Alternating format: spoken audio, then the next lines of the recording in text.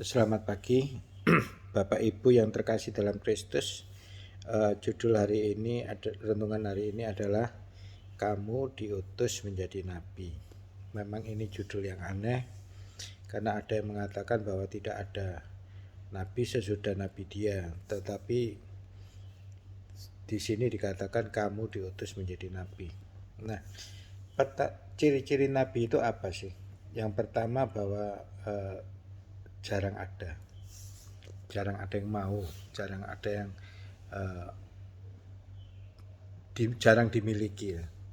Kita jarang memiliki seorang nabi. Nah, seperti Yunus misalkan, dia harus pergi ke tengah kota Niniwe untuk mewartakan bahwa 3 hari lagi kota Niniwe akan ditunggang-langgangkan, akan dihancurkan. Ini dia mewartakan sesuatu yang tidak diharapkan, yang tidak ingin didengar oleh orang lain. Nah, karena itu jarang ada orang yang mau jadi nabi. Kedua, bahwa nabi itu pemimpin. Dia tidak bisa dipimpin oleh siapapun. Tetapi dia itu tipe pemimpin yang tidak diharapkan. Jadi banyak orang yang tidak mau mempunyai pemimpin seperti dia.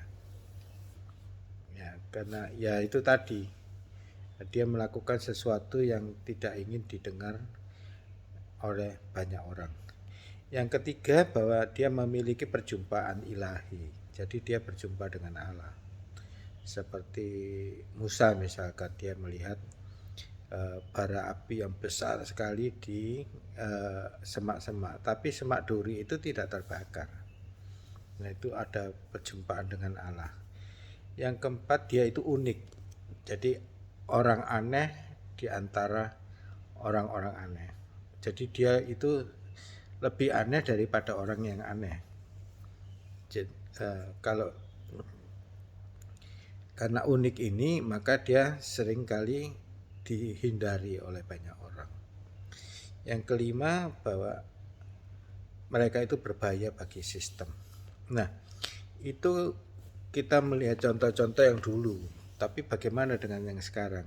Sekarang pun sama, bahwa kita harus menjadi raja, nabi, dan imam.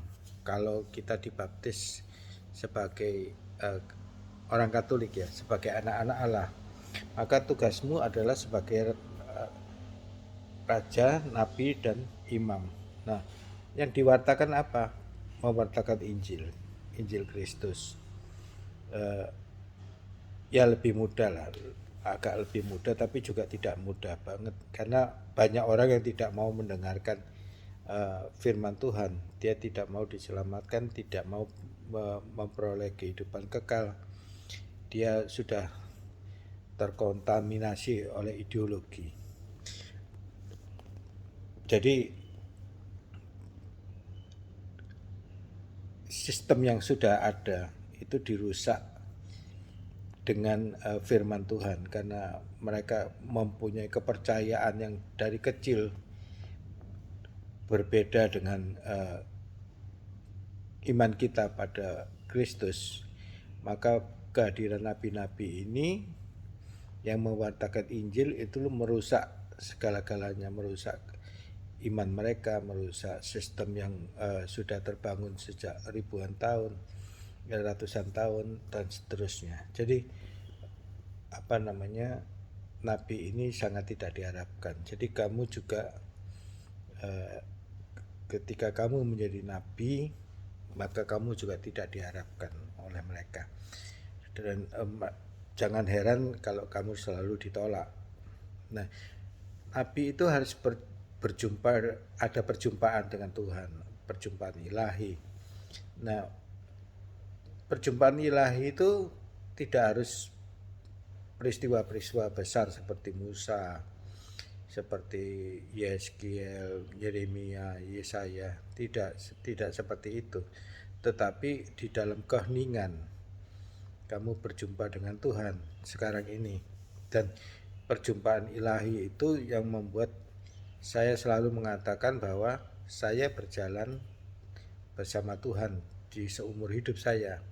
Bukan hanya saya, tetapi seluruh umat Katolik yang menyadari bahwa dia itu dibaptis sebagai anak-anak Allah, maka hidupnya bukan lagi sendiri,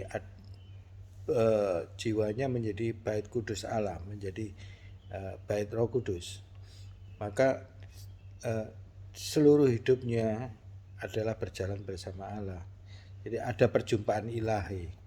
Tetapi apakah engkau mau menjadi nabi atau tidak, itu persoalan lain. Jadi yang penting sekarang ini kamu menyadari kamu diutus menjadi raja karena kamu anak raja, kamu adalah bait tubuh Kristus, bagian dari tubuh Kristus. Kedua, kamu menjadi imam, jadi kamu dibentuk menjadi kudus dan suci dan kudus, menjadi serupa dengan rupa Allah. Dan yang ketiga, bahwa kamu menjadi nabi, kamu harus mewartakan kabar gembira ini bukan untuk keselamatanmu, tetapi untuk keselamatan semua orang. Terima kasih.